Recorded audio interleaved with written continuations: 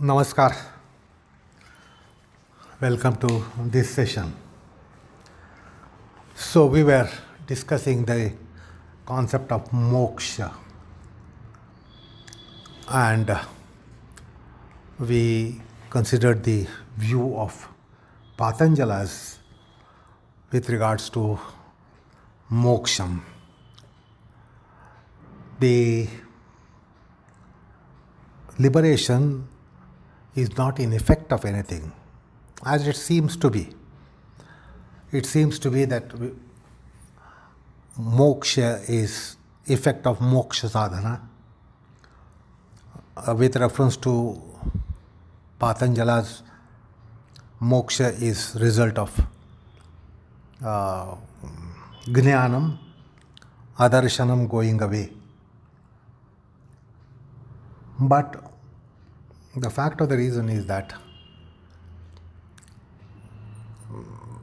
the Patanjalas give us an insight that we cannot be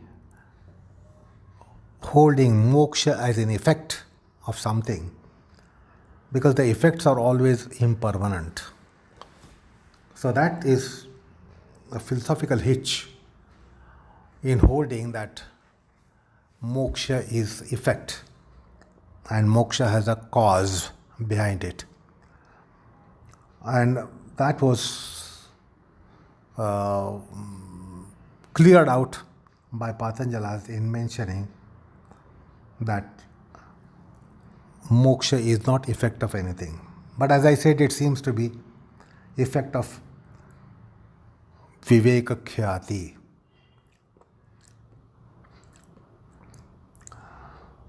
So Vivekakhya is not sakshat karanam. Of course, we cannot say that Vivekakhya is not causal aspect for moksha, or what is called as antima jnanam, final jnana, ultimate jnana. So we cannot be putting an argument to say that there is no such cause behind moksha. But the point is, it is not sakshat karanam.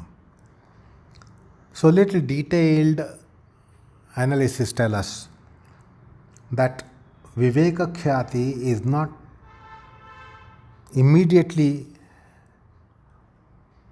preceding causal factor.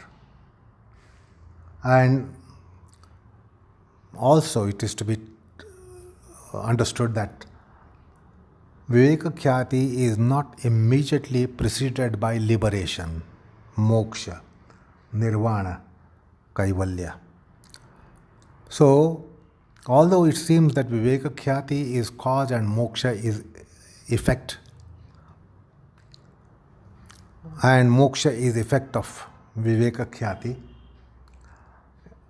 the Vivekakhya is not immediately followed by moksha, nor moksha is immediately preceded by Vivekakhya.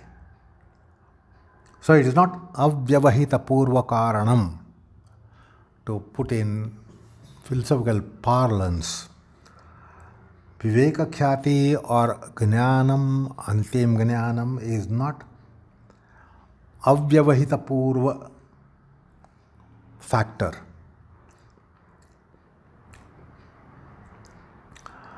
And another thing is to be taken note of is that Vivekakhya, which seems to be a flash of light in consciousness and knowledge. So it's like a lightning, and you cannot have with lightning kind of thing something of Swarupam, chirasthayi, that is eternally existent thing, cannot be coming out of something which is flash-like thing, such as Vivekakhya. So, the Shastra tells us that by Vivekakhya one gets paravairagyam, gunavaitrushnyam. And by gunavaitrushnyam, there would be aviplavita vivekakhyati.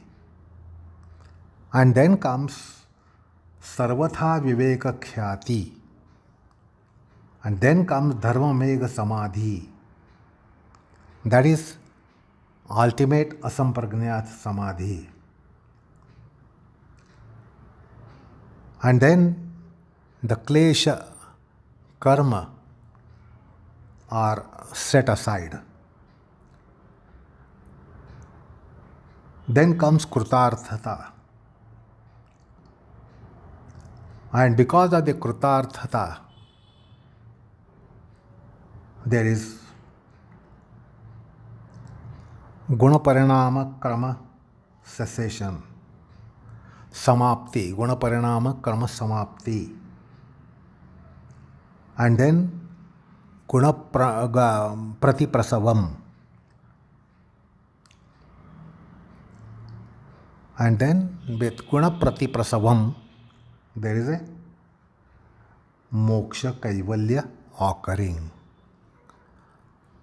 So this has been detailed out in Patanjali's Yoga Sutras in Kaivalyapa, 4th chapter.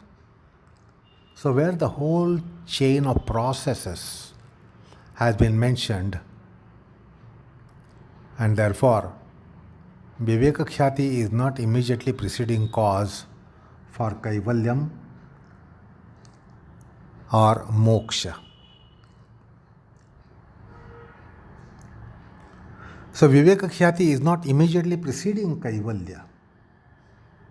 And therefore Vivekakhyati cannot say to be the cause. Because just now we saw the whole chain that happens, unfolds. And therefore Vivekakhyati is not immediately preceding cause. And therefore moksha is not effect of it.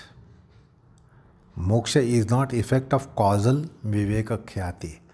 There are so many things happen between Vivekakhyati and moksham or Kaivalyam.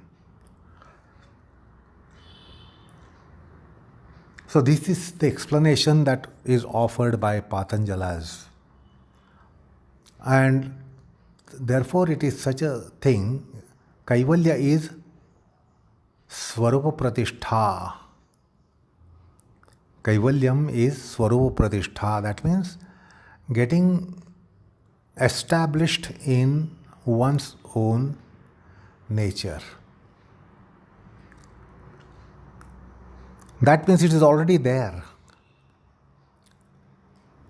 So Kaivalya is not happening, moksha is not happening, but ending of all happenings itself is moksham or Kaivalyam. This is important factor to be noted. That moksha or Kaivalya or nirvana is not happening, but as a matter of fact, end of all happenings itself is Kaivalya. Therefore, that problem of cause and effect and then impermanency factor coming up because of cause and effect relationship, it is being set aside. So that's an interesting analysis which has come up in the wake of describing Kaivalya, moksha, nirvana. Anyway, the point is, so far, in considering the Chaturvyuhas which was commenced at earlier stage in this pada, Heya and Heya Hetu, they were mentioned completely. They were described. Out of the four, the two were described. Heyam, Heya Hetuhu. Now what remains is Hanam and Hanopayaha. So out of the Chaturvyuhas, we have yet two more aspects to be considered, that is Hanam and Hanopayaha. And to some extent, we just discussed how the Hanam comes about, how the Kaivalyam comes about. So now, The Swarupam of Kaivalyam, the characteristics of Kaivalya, Moksha, Nirvana, is something that will be mentioned. And therefore, Vyasa creates a kind of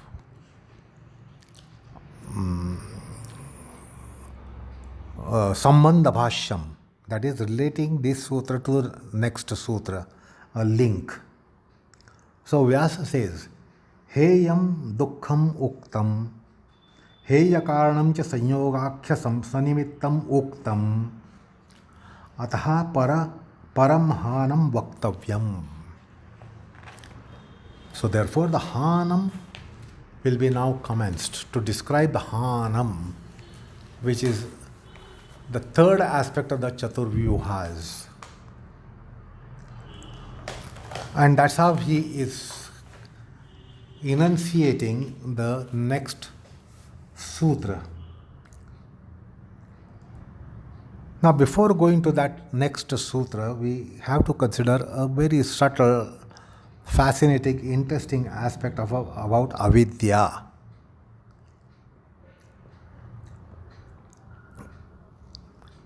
Patanjali has mentioned avidya of two kinds actually. Let us try to know how the avidya twofold has been mentioned. The Sutra 2.5 has defined avidya in the words Anitya, Shuchi, Dukkha, Anatmasu, Nitya, Shuchi, Sukha, Atmakyatir avidya. And avidya kshetram uttaresham. So these were the two sutras circumscribing avidya, 2.4 and 2.5. 2.4 mentioned avidya kshetram uttaresham prasuptadu vichinno dharanam. And then avidya sutra anitya shuchi dukkha anatmasu ditya suchi sukha atmakyatir avidya. So it mentions that rest of the kleshas are all avidya only.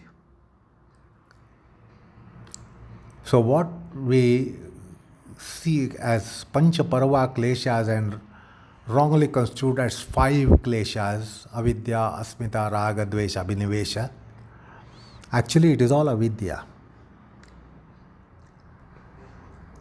And this was cleared while we were discussing the topic of kleshas earlier in the sadhana pada. That avidya is avidya, avidya raised to 2 is avidya, that is asmita, avidya raised to 4 is raga, raised to 8 is dvesha, raised to 16 is abhinivesha. So the avidya expanding means it lands into phases such as asmita, raga, dvesha, abhinivesha.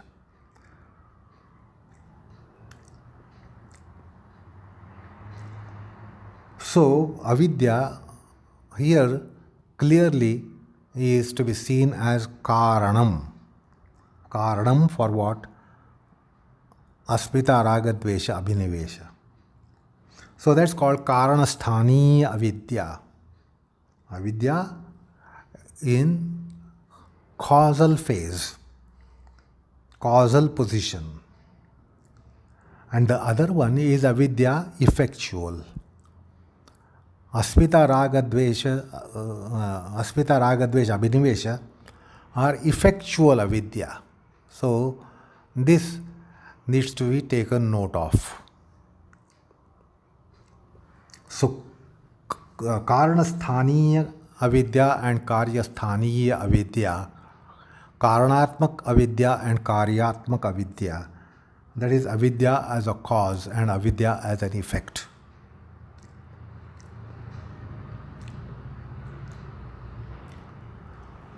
And another factor to be considered is what is in counterposition of avidya is jnanam, as described by Adhyatma. So Jnanam is pratipakshi. Jnana is diametrically opposite of avidya. And therefore the Jnana is also of two kinds if avidya is of two kinds. So in epistemology, in philosophical system, speaks about Jnanam of two kinds. One is called Anvaya Jnana, the other one is Vyatireka Jnana.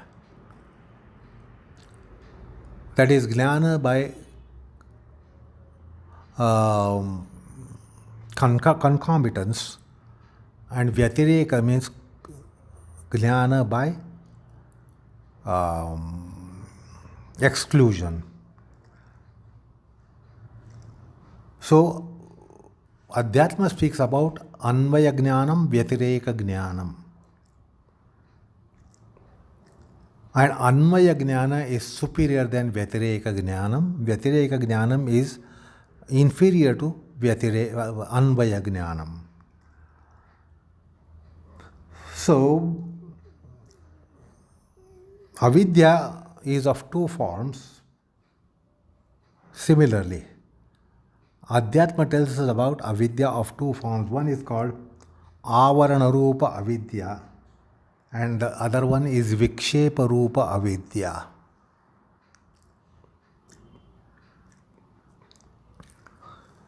Now, when the Atma Swarupa Jnana, since not there for we mortals, mundane people, we don't have Atma Jnana, that is why we are what we are, mortals.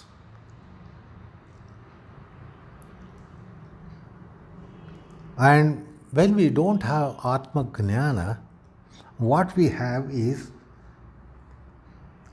as if the Dehendriya itself is our Swarupam. Because we do not have Atma Swarupa Jnanam, we think that Dehendriya Swarupam itself is Atma Rupam.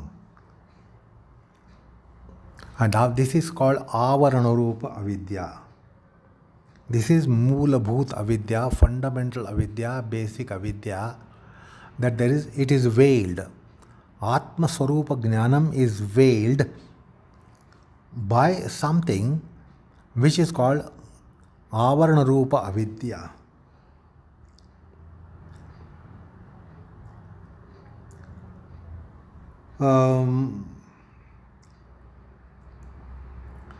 So that is the Mool Avidya, which you will see in the sutra, Anitya Shuchi Dukkha Anatmasu Nitya Shuchi Sukha Atmakhyati Avidya.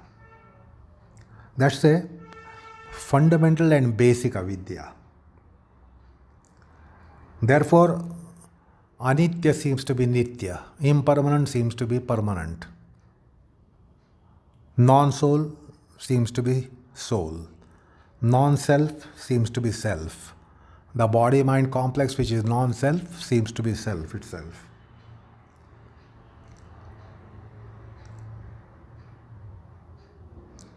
And then, therefore, we feel if our Dehendriya embodiment itself is ourself, then that is called Vikshepa Rupa Avidya.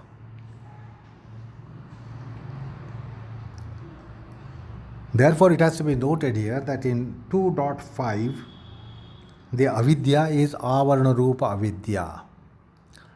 It is, the Jnanam is veiled by something.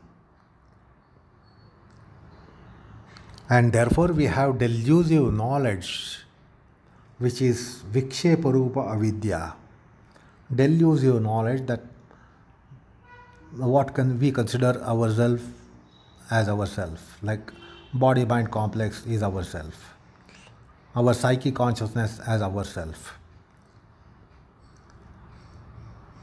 And that comes up in the form of asmita, raga, dvesha, abhinivesha. So, in the Pancha Parva Kleshas, the avidya, which comes at the first place, is Avarana Rupa Avidya.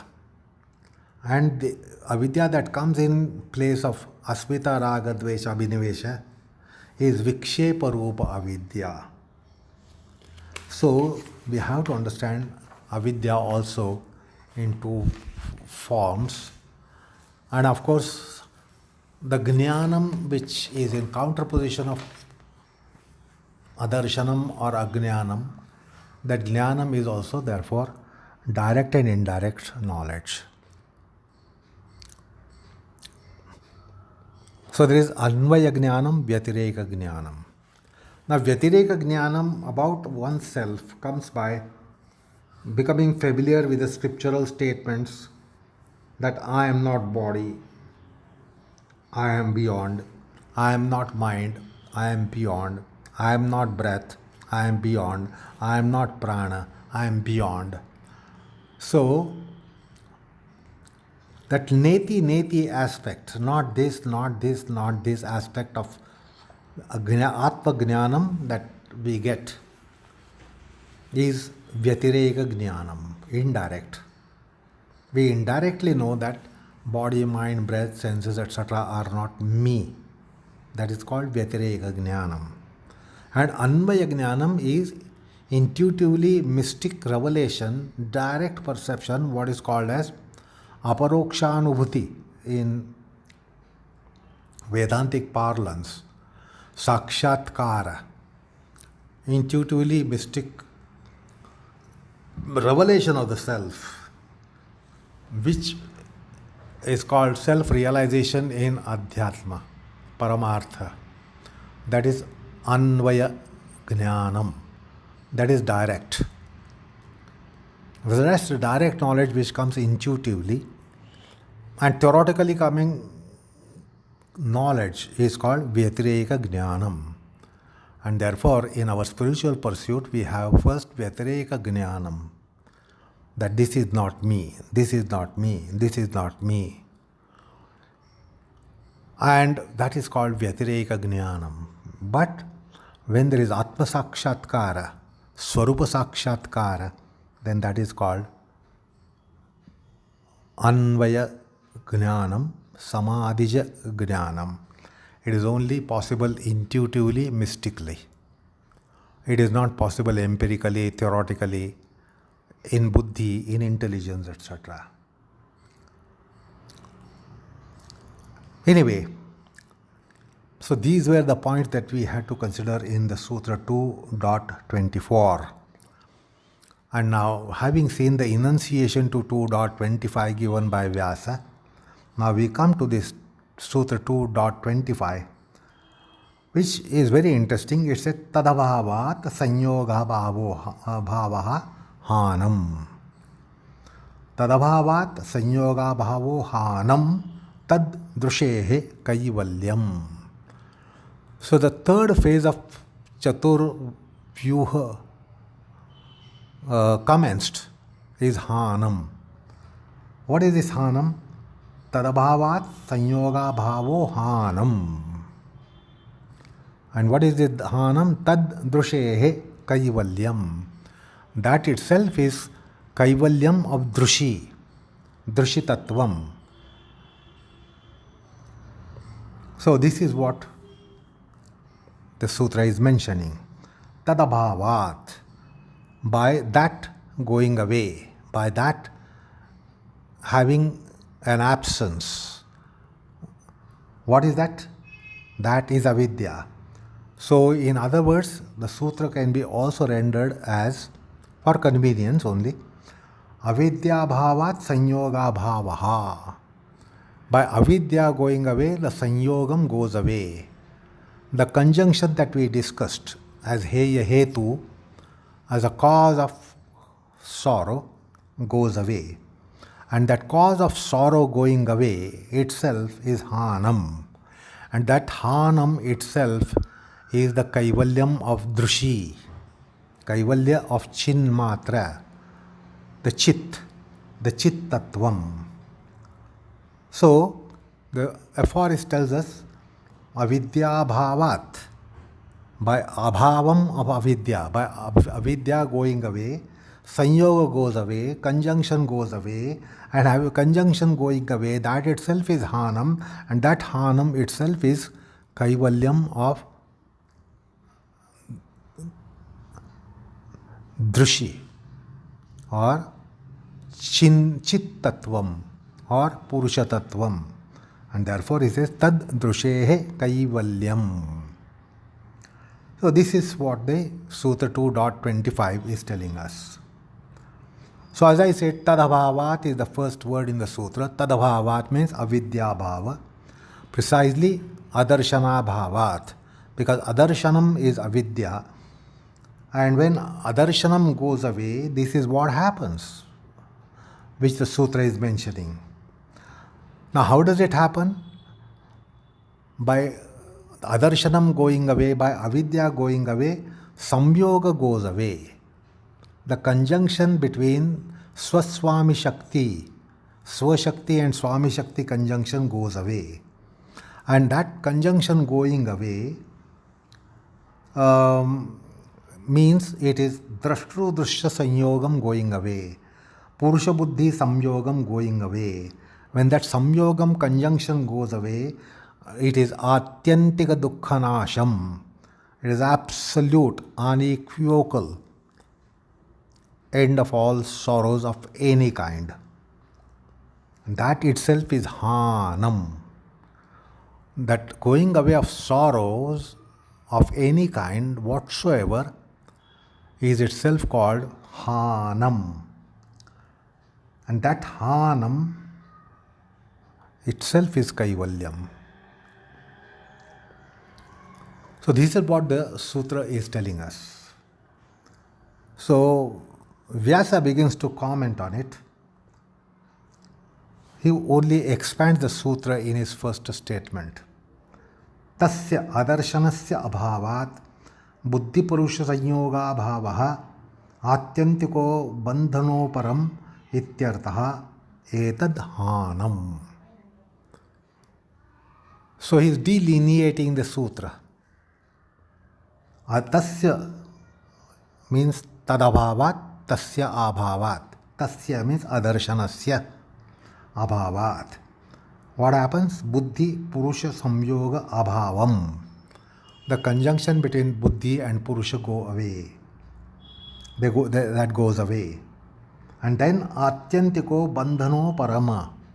It is absolute unequivocal end of any bondage, bandham. So bandham goes away. And the bandham going away itself is Hanam. Etad Hanam. So Vyasa has expanded the Sutra. We have seen this adarshanam is avidya. And with avidya going away, adarshanam going away, the Purusha Buddhi Samyogam goes away. And with the Samyoga going away, conjunction going away, itself is end of all bandha. It's end of all bondage. And going away of bondage itself is liberation. The absolute unequivocal end of sorrows doesn't take place by any other way but bandhano parama. Bandhano paramaha. Bandhano uparama. That bandhano uparama is so important, that itself is unequivocal end of all sorrows. Otherwise, we know the sorrows go away by so many temporary means. And we often say, oh, my sorrow is gone. Now my sorrow is gone. Absolutely. The sorrow doesn't go that way. By taking some measure. The bandham must go away. The bondage must go away. And going away of bondage itself and only that itself is called Atyantika Dukkha Nivrutti. Now here we have to consider the karya karana abhedo upacharam. The karya karanam, that is adarshanam causing samyogam, avidya causing conjunction. That's the karya karana sambandham. And therefore, that having gone away, the purusha buddhi samyogam goes away. So the karyatmaka, effectual drashtadrushya samyoga goes away. Now such disjunction or such going away of conjunction also happens in pralaya kala. That is at the end of every cycle.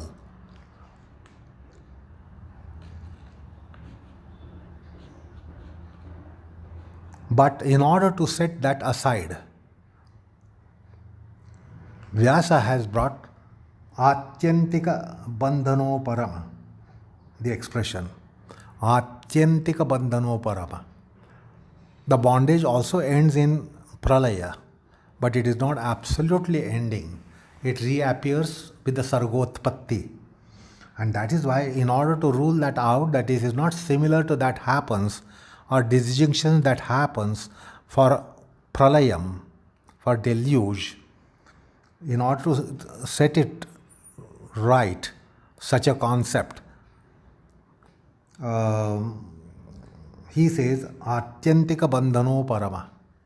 Atyantika, this prefix, adjective is very important.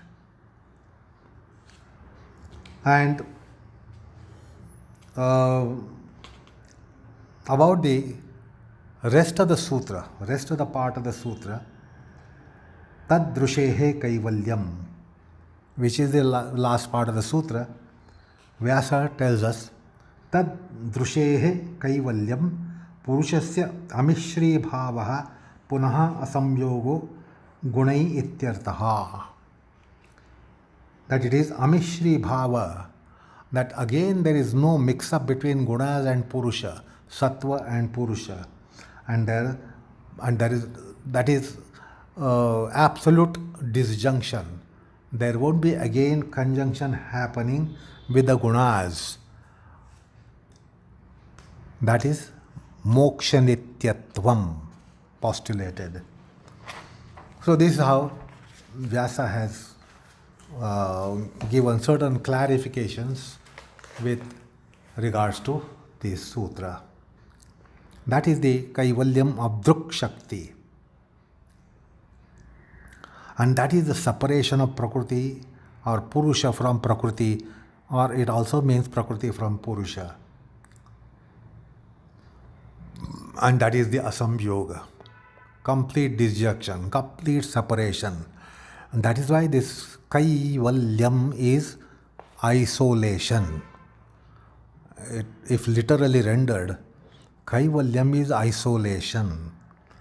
So this isolation is eternal.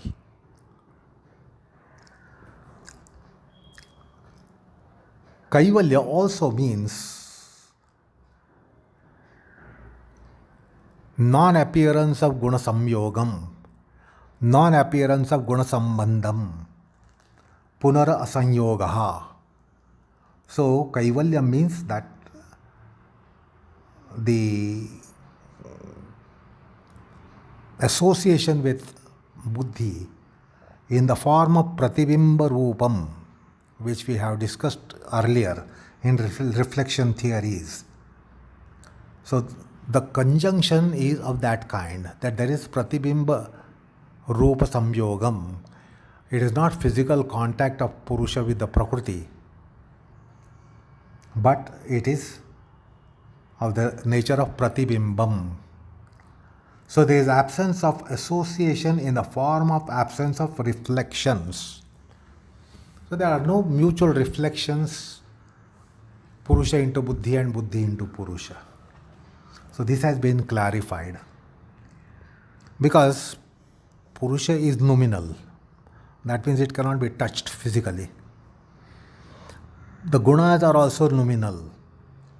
Gunas also cannot be touching and cannot be touched. They are nominal. And then what is this disjunction? This disjunction is of the nature of end of reflections, which we saw earlier, that there are reflections mutually cast between Purusha and Buddhi, which is metapsychological phenomenon. Now this has been called Hanam.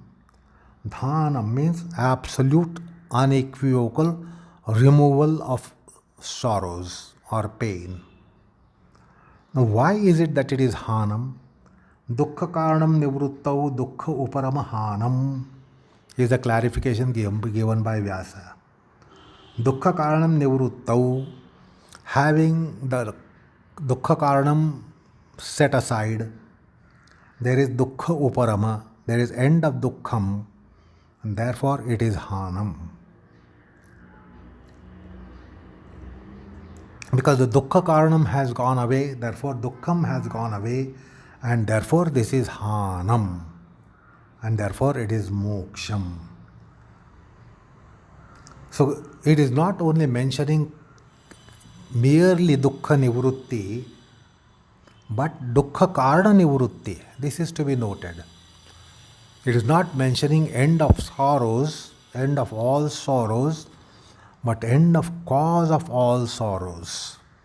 This is a point that needs to be noted by the students of philosophy. So that is how Vyasa has commenced to comment upon this sutra. So it means that it is not a temporary relief, but it is totally removal of the cause of pain itself. So Hanam must be understood that way, not end of sorrows, but end of cause of any sorrow. End of cause of all and any sorrow. That is how the Hanam technical term is to be understood. Now there is another point to be considered. This dukkham is not samvedanatmak dukkha. It is not sensation of pain that is being referred to here. Otherwise we are all aware of pain means pain sensation. The pain is painful for us. So what is painfulness? Painfulness is a pain sensation for us. So it is not mentioning termination of samvedanatmakum dukkha, because that would be improper to proceed that way. But what is being mentioned is parinama tapa samskara dukkhaihi gunavrutti virodhat cha. That part of this Sutra 2.15. Parinama dukkha, tapa dukkha, samskara dukkha, and gunavrutti virodhatmaka dukkha. That is what is dukkha, which is mentioned to be ending here.